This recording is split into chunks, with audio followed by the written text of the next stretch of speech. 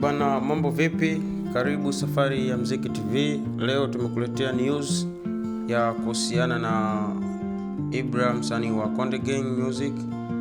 Kuna jambo limetokea hapa kama alivyoposti kwenye peji yake ya Instagram.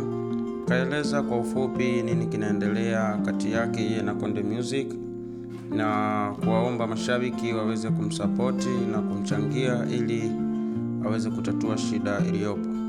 Tusome kama alivyoandika kwenye ukurasa wake au kwenye peji yake ya Instagram. Hili mimi limenishinda, narudi kwenu wa Tanzania. Mzee Konde anataka nimlipe bilioni 1. Mimi tangu nianze mziki sijawahi hata kuingiza robo ya 1 billion. Kwa itakaye mpendeza hata ikiwa na jero buku, nisaidieni wangu.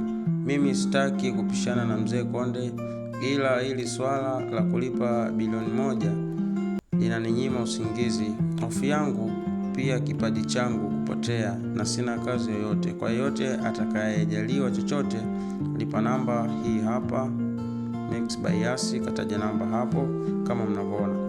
So ningependa kuongea na ya mashabiki wa muziki kwa ujumla wa Bongo Flava, pia mashabiki zake na Watanzania kwa ujumla. So mtu mzima anapoamua kuanika mambo yake hadharani, inaonyesha kwamba msaada unahitajika. Guys, kwa moyo mmoja support msanii. This is Safari ya Mziki TV.